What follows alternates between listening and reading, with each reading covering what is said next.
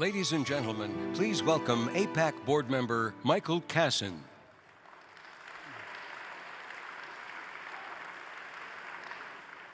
They gathered in a new nation. They planted, they invented, they fought, they built, and they believed. Here in America, another group of devoted men and women gave invaluable assistance to the nascent state. For 6 decades, and to this day, members of the United States Congress work to make sure that Israel continues to have our country's support through legislation providing ongoing political, diplomatic, and financial support.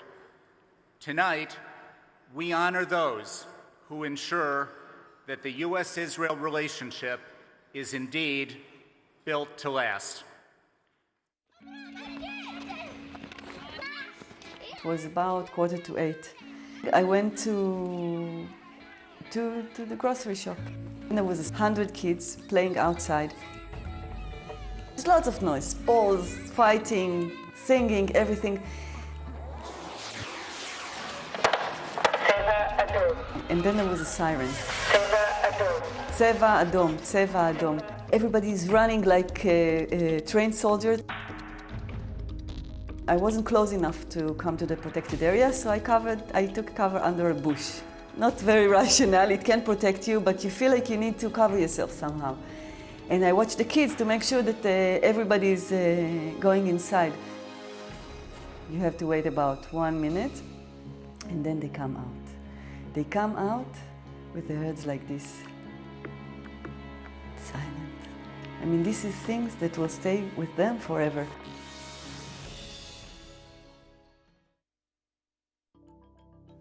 Unfortunately, for those like Chen Abrahams, who live and work in and around Sderot, Israel, Qassam rocket attacks are routine. Since Israel withdrew from the Gaza Strip 3 years ago, they've withstood more than 4,000 of them. The situation has worsened since the terrorist group Hamas took control of the area last year. Some days, the alarm, a deceptively calm woman's voice that alerts residents that rockets have been fired, is triggered a half-dozen times. You have to understand that the difference between life and death in this town is 15 seconds. As Kobi Harush, Sderot's director of security, explains, that's how little time people have to reach safety once Israel's warning system has detected that a rocket has been fired.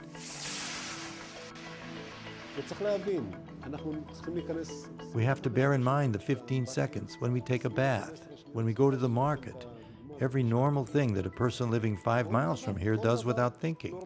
For us, they're an ordeal. Bus stops converted into bomb shelters are perhaps the most visible evidence of the tension that permeates the area. But the most poignant reminder of the terror inflicted on Sderot is the impact it is having on children. When you find your daughter know what to do when she hears the alarm, you understand that this is not normal. We see how it's influenced the children to feel that the world is not a safe place, that my mother or my father can't protect me. Even the way children play has been affected. Most of the time they're not playing outside because they're afraid. You need to play next to a shelter, so you cannot go far. Even adults are reluctant to spend time outside. Restaurants and stores are empty. A national campaign calls on Israelis to do their weekly shopping in Sderot to bolster the local economy. While welcomed, these visits aren't enough to heal the deep wounds that people of Sderot feel from living under fire for years. In this close-knit community, everyone knows someone who has been killed or permanently maimed by rocket or mortar. The local college was hit during exam week. Chen's neighbor was killed while mowing his lawn. 2 Ethiopian brothers died while playing in the street. The tragic death of loved ones is worsened by the burden of an uncertain future. I think one of the saddest things in this situation is that nobody has a magical solution. So like the Israelis from Tel Aviv or Jerusalem who weathered cafe and bus bombings, and the residents of northern Israel who huddled in underground shelters just 2 summers ago, the people of Sderot live day to day, hoping for a better future.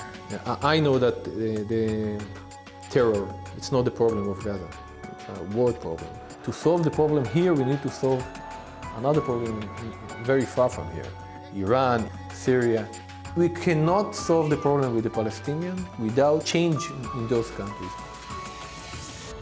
My biggest hope is for peace. I believe in talking to them. I don't believe in wiping them out.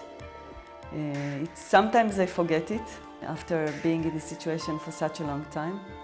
But I think this is the only option we have. And I don't want to leave. This is my home.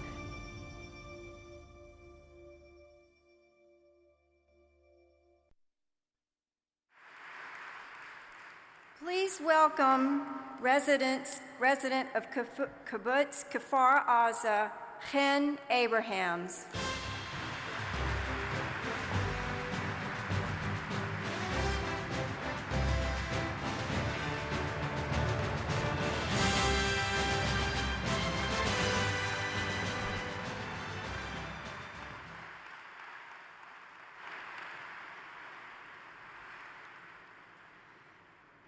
I was just introduced as Chen Abrahams.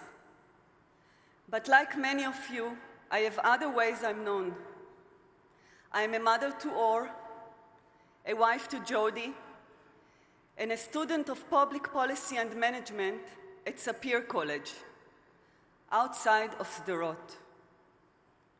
I work for a non-profit organization called Gvanim Association, which means use of colors. We are an organization for social change for disadvantaged populations of mainly the town of Sderot and of the northern Negev. More than 2,500 people benefit directly from our programs. I live in Kibbutz Kfar Aza, which is a beautiful and a peaceful place. The kibbutz isn't just the only home I ever known. It also happens to be on the border of Gaza, right on the line of fire. On May 5th, one day after Israel celebrated its 60 years of independence, just as the sun was setting in the sky and everybody was getting ready for Shabbat, someone in Gaza decided to disrupt our peace and harmony and fire 4 120-millimeter Iranian mortar shells. Some of us got lucky. Some didn't. Jimmy Kedoshim, our dear member and friend, a neighbor, a loving husband, a father of 3, and Israel's parasailing champion, was killed on the spot. Jimmy was out gardening when it happened. Our lives haven't been the same since. These mortar shells are not detectable by radar. There is no color red alert. The attacks can occur at any given moment without any warning, and our houses are not fortified. 2 weeks after the tragedy, we all went on a weekend getaway where they held the relief activities for us.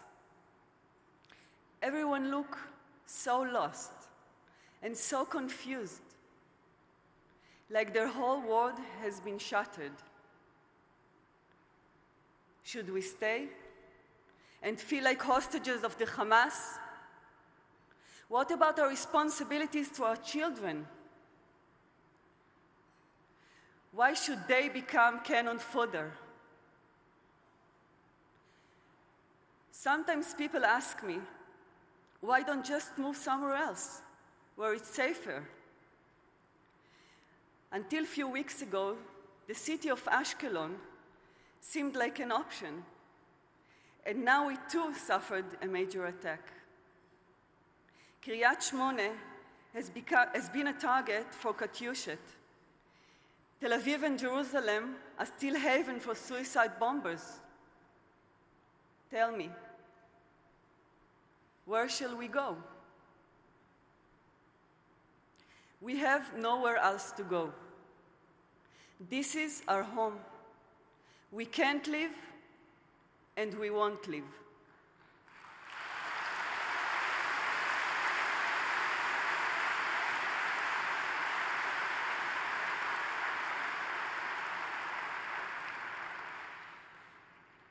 We believe in the peace process because we have to. We are a peaceful people. We believe that peace will come, and we yearn for the day. I yearn for the day when I will see my 8-year-old son playing outdoors with his friend without having this fearful look in his eyes. Ladies and gentlemen, this is real. This is my life. Since the time, just a few weeks ago, that you invited me here to speak at the conference, my friend and neighbor was killed. We have withstood numerous attacks, and some friends are leaving, and other questions what the future will look like. I come tonight with a heavy heart. I don't know what tomorrow will bring, but I do know that you, member of Congress and member of Aipac, will continue to work for the day when Israel will be safe and strong and at peace.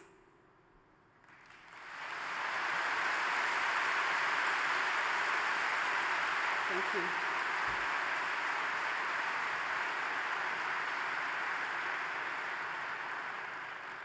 I thank you all for your effort and your support.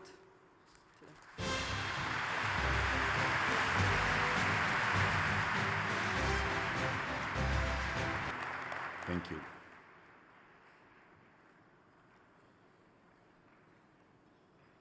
Allow me to depart from the protocol for 1 second. I was behind, watching on a screen, when Chen Avraham from Sderot spoke to you. She spoke from the heart of Israel. She spoke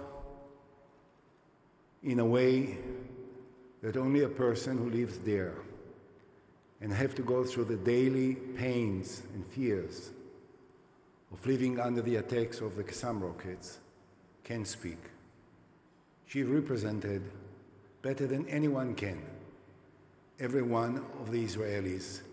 And I know that her words and the look on her face, I'm sure, came across to the heart of every one of you. Thank you, Chen, very much for your wonderful words.